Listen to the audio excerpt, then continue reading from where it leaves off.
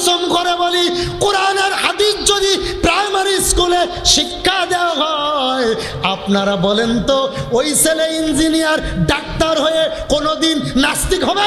এই জন্য আপনাদের এলাকার এই কসুয়া চাঁদপুরের শিক্ষামন্ত্রী এহসানুল হক মিলন সাহেবকে বলে গেলাম, আপনাদের মাধ্যমে প্রত্যেক স্কুলে স্কুলে স্কুলে স্কুলে কোরআন আর হাদিসের শিক্ষক নিয়োগ দিতে হবে।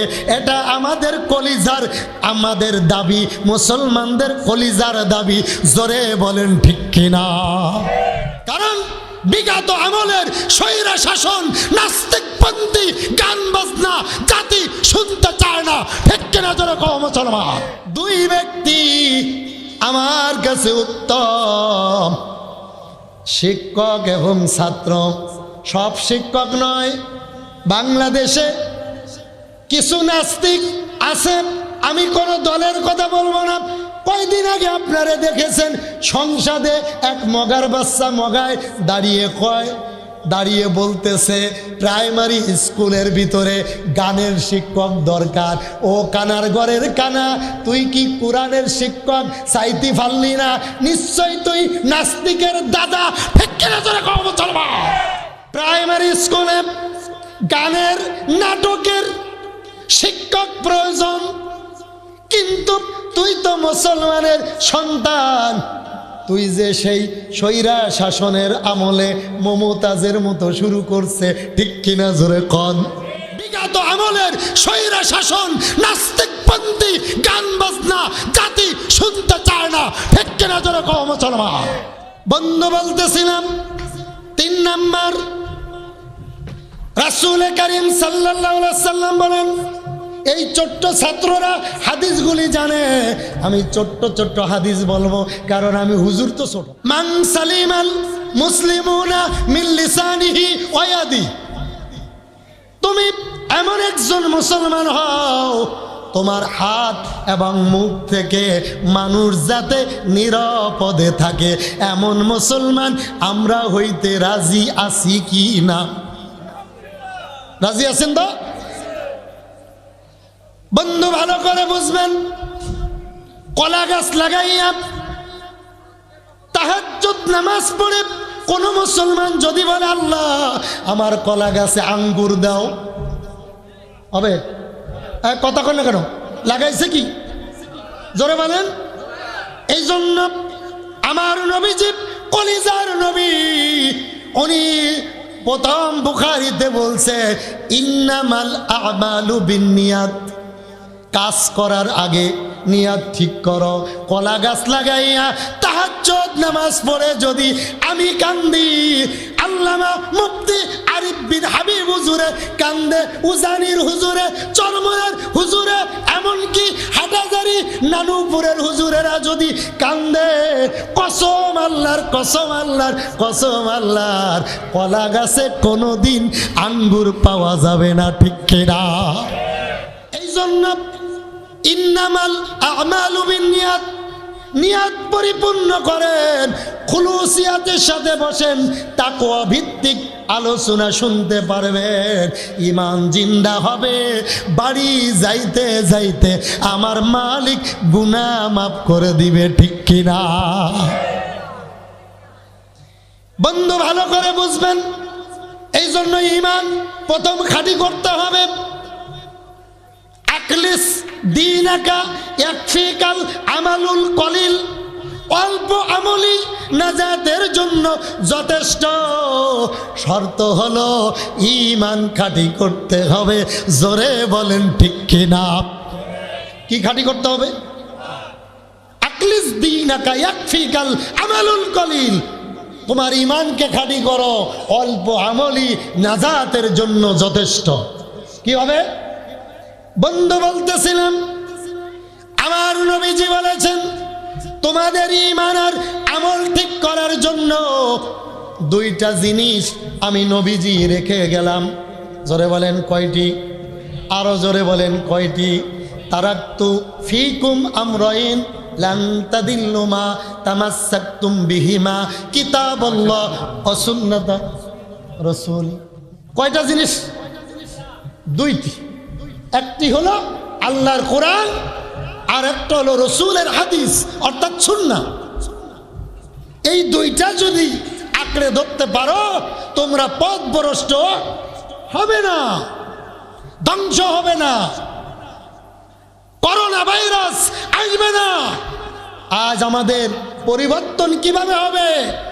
মাছ বাজারে মহিলা, দুধ বাজারে মহিলা, ও মা ঈদের সময় গরুপুর বাজারে গেলাম কাপড় কিনতে, দোকানদার কয় হুজুর আইসি গেট আউট, আপনি ভাগেন, মহিলার অভাব নাই, ঢোকার কোনো জায়গা।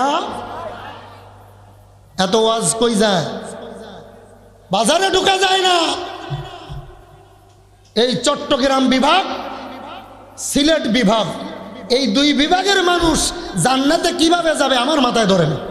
কারণ বলে হুজুর এটা কি কইলেন, আমাদের খাই আমাদের বদনাম না।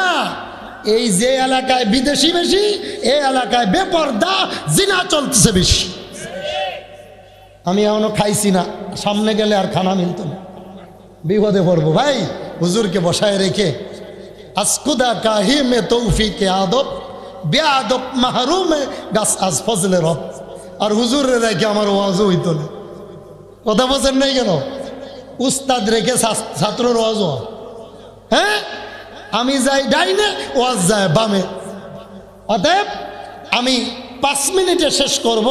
একটি আপনাদের কথা বলবো, একটি আমল দিয়ে যাব।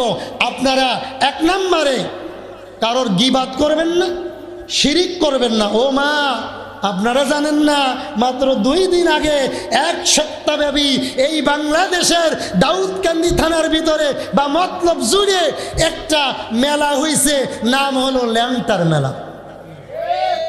এই মেলায় সব আল্লাহর ওলি যত আসিল, বতনা বাবা, তালা বাবা, সিরা বাবা, খেতা বাবা, লুঙ্গি বাবা, ছিদ্র বাবা, দাঁত নাই, পা নাই, হাত নাই, 6 মাস গোসল নাই, বাবার কোনো অভাব নাই। নিজের বাবারে বাবা ডাকে না, ওরে যে বাবা ডাকে এক একজনের শরীর দিয়ে ফাটার গন্ধ খায়।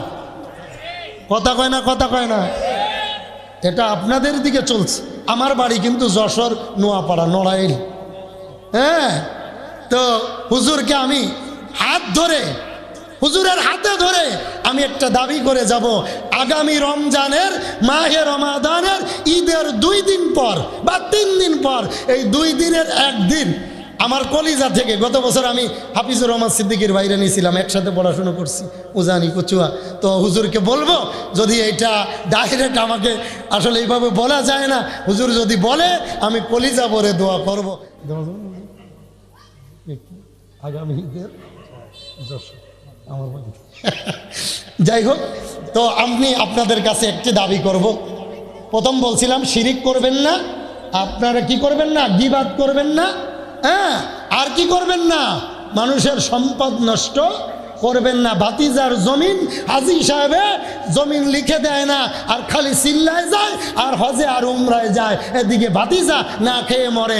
এমন চাচা আর হাজী সাহেব এই কুমিল্লা, চাঁদপুর একজনও নাই। কথা না কেন? এই দাবি রেখে গেলাম, হকুল্লাহ হকুল ইবাদ, মানুষের হক নষ্ট করবেন না। আর 2 মিনিট কষ্ট দেব। সর্বপ্রথম এই মাহফিল যুবকেরা দিছে। কারা? জোরে বলেন।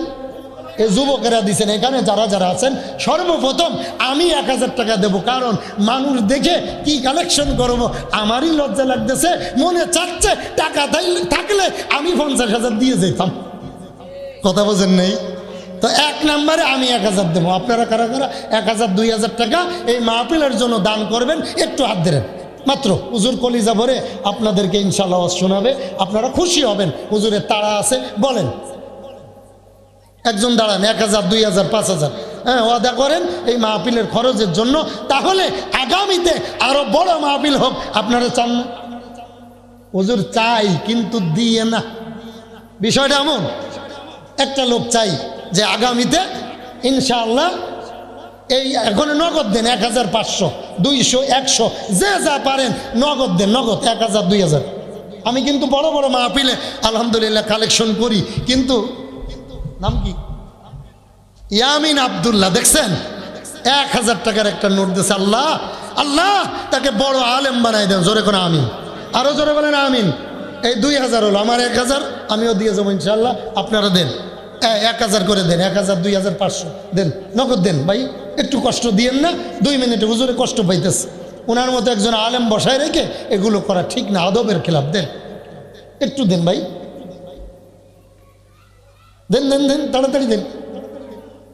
500 করে দেন, 500, 1000 নগদ দেন, নগদ।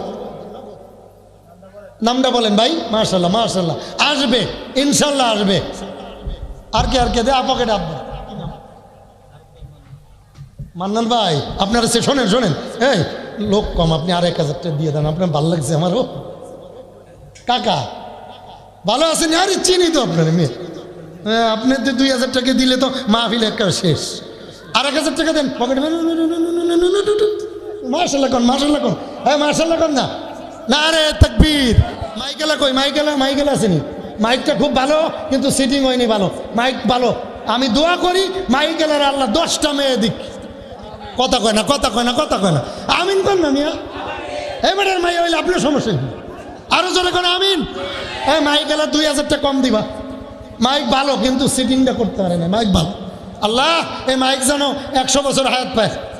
জোরে কোন আমিন। এরপরে কোন চাচা আসতেছে, মাশাল্লাহ। আমি অনেক চিনি তো আলহামদুলিল্লাহ, এলাকা অনেক মাহফিল করি না। নতুন বাজার তো কয়দিন আগে আসলাম। নাম কি? জজমি। আপনি 1000 টাকা দিলে হয়, ও মা 500।